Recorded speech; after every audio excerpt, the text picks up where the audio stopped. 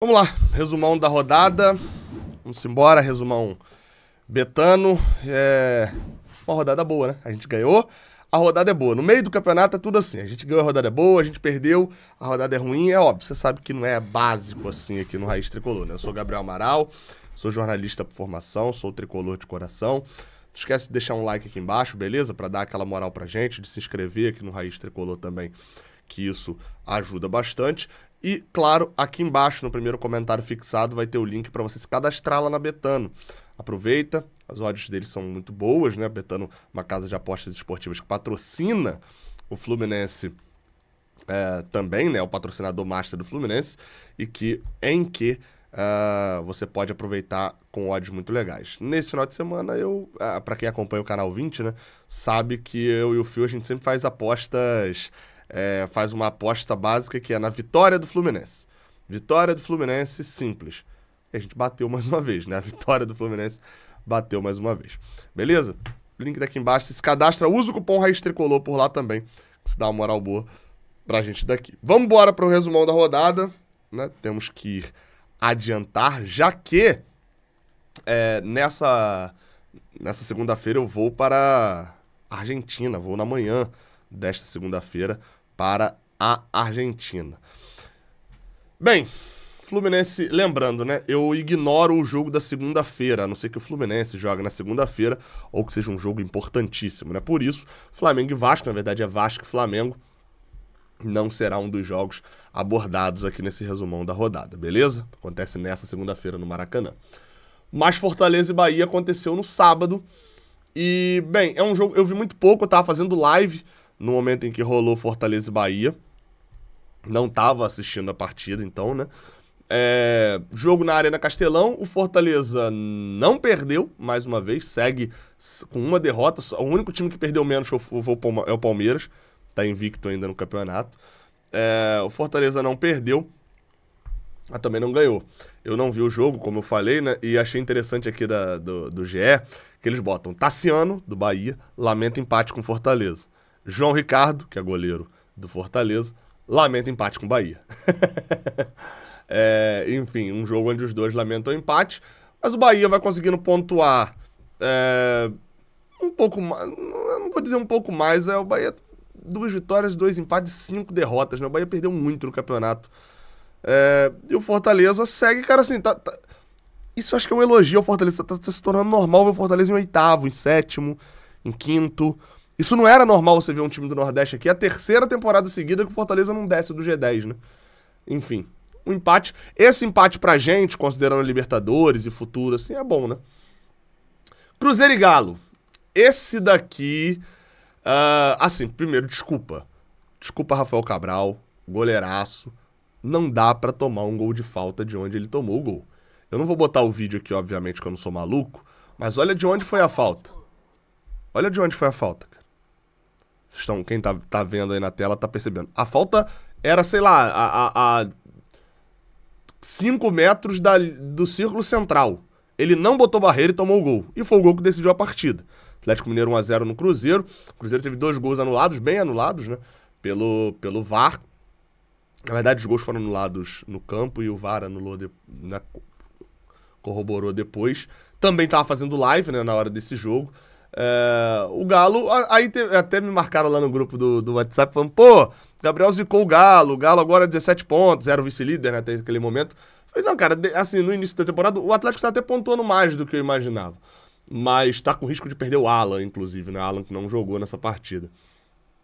Mas o time do Atlético é algo que eu falei no início do ano, falei, cara, no início do Brasileirão, não, eu não acho que vá ser campeão, mas acho que vai ficar na parte de cima da tabela, é um bom time. E deu ainda sorte de não sofrer com lesões. Você olha assim, tem o Arana lesionado, mas tá Everson, Saravia, Nathan Silva e Gemerson, Rubens. Não é um grande departamento ali defensivo, mas é um bom time. Bataglia, Otávio muito criticado ainda, Edenilson, Johan, Paulinho e Hulk. Um bom time titular. Quem vem do banco? Patrick, Maurício Lemos, Hever. Nesse jogo só esses 3 só. Então, assim, você olha o resto do banco, tem o Mariano, já, né? O Arana tá voltando agora, né? Tá no banco também. Tem alguns bons jogadores. O Atlético vai brigar na parte de cima da tabela. Eu sempre achei que ele era super valorizado numa briga de título.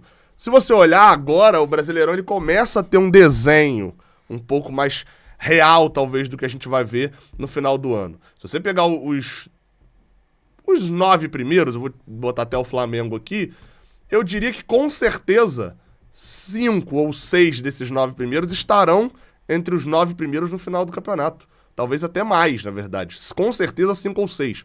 Palmeiras, Atlético Mineiro, Fluminense, Flamengo. Esses eu cravo, com certeza. Aí entre Grêmio, Atlético Paranaense, São Paulo e Fortaleza, pra mim, pelo menos 2. Se não ficar os 4. O Botafogo, com a pontuação que fez também, vai ficar ali. Então, assim, a gente tá começando a ver um desenho um pouco melhor. E o desenho do Galo é esse. É ser terceiro, quarto no Brasileirão pra mim. E o nosso fogão, hein? Rapaz, parece que acabou o gás do nosso amado fogão. Alex Santana num chutaço de fora da área. Eu também estava fazendo live no horário de Atlético Paranaense e Botafogo, mas estava vendo o jogo, deixei o jogo aqui na tela. É um jogo muito pobre de criação, foi um jogo animadão, ótimo e tal. E o gol do Alex Santana no primeiro tempo, o Alex Santana que já jogou no Botafogo, inclusive, já fez gol na gente, jogando pelo Botafogo, foi o diferencial no jogo. 1-0, o Botafogo perde, e acho que é aquele resultado, assim, o Botafoguense sabia que era dificílimo ganhar esse jogo. Mas é o tipo de resultado que vai dando a tônica de que o Palmeiras encostou. O Palmeiras não perdeu no Brasileirão. Lembra quando o Eduardo Barros, semana passada, falou na coletiva contra o Corinthians que a gente tinha que aprender a, quando não conseguisse ganhar o jogo, não perder? O Palmeiras já aprendeu isso. 5 vitórias, 4 empates e 0 derrotas. É o grande diferencial do Palmeiras aqui em cima. América Mineiro e Corinthians, encerrando o sábado, o América Mineiro ganhou por 2-0 num jogo... Olha, esse jogo foi horroroso. Uma triste, assim, medonho, desanimador. É um jogo que tem mais pênaltis do que chances de gol. E nesses pênaltis, o Fábio Santos isolou o dele, enquanto o Danilo Avelar fez o seu, né? Danilo Avelar e Renato Marques fizeram 2-0 pro Corinthians, voltou a perder um jogo. Não, o jogo foi ruim, assim, né? Jogou mal, não, os dois foram ruins, assim. E o Corinthians, depois da classificação heróica com o Atlético Mineiro, e de ter vencido o Fluminense, mas já vinha numa sequência jogando bem contra o Argentino Júnior e contra o Flamengo, volta a perder e periga ir para a zona de rebaixamento, porque se o Vasco ganhar o Flamengo, né, na segunda-feira, no jogo de hoje, o Vasco passa o Corinthians volta para o Z4. E já o América Mineiro, eu cliquei no Santos e Inter aqui, mas já sobre o América Mineiro, vale destacar, 7 pontos, principalmente 6 pontos nos últimos 9 disputados, né? Tá começando a sair lá de baixo, tá começando a funcionar o Wagner Mancini. Santos Internacional. O jogo foi decidido com 11 minutos. O Santos tomou um gol bobo com 1 minuto e pouquinho de jogo, numa falha de transição defensiva. O Luiz Adriano fez o gol, né? A zaga tava saindo, o ataque tava entrando numa bola aérea. O Luiz Adriano tava sozinho para abrir o placar e depois o Lucas Lima empatou de falta. Foi um jogo que, assim, o Inter dominou o primeiro tempo, o Santos dominou o segundo tempo, nas chances, pelo menos, né? E mais nenhum dos dois times conseguiu fazer gol. O Odair Hellmann vai mantendo o Santos ali numa parte mais tranquila, né, da tabela, mas dada a expectativa do santista, 12 pontos em 12 rodadas é uma parte tranquila. 12 pontos em 9 rodadas, né? É uma parte tranquila da tabela, sim. Tá pelo menos 6, né? Pelo menos 4, né? 4 ou 5 da zona de rebaixamento. E, enfim, agora vem uma sequência um pouco mais tranquila, se eu não me engano, pro Santos também, né? Deixa eu ver, o Santos vai pegar quem na próxima rodada? Coritiba fora de casa, Coritiba que é lanterna, falar disso já já. Aí volta pra jogar em casa o clássico contra o Corinthians claudicante, e depois pega o Flamengo em casa. Não, a sequência não era tão tranquila, não. Acho que a sequência tranquila era isso, e Cuiabá fora. Era exceto o jogo do Flamengo, a sequência do Santos. Exatamente. Aí depois de Cuiabá fora, Goiás em casa, e aí vinha outro clássico. Era uma sequência em que dava pra ele emplacar uma quantidade boa de pontos. Não acho que o Santos vá pra Libertadores, mas acho que o Odair Hellmann sabe não deixar o time ser rebaixado. Já o Internacional do Mano Menezes segue sendo o Internacional do Mano Menezes, 13º. Fluminense e Red Bull Bragantino tem vídeo aqui no canal, tem várias análises, enfim.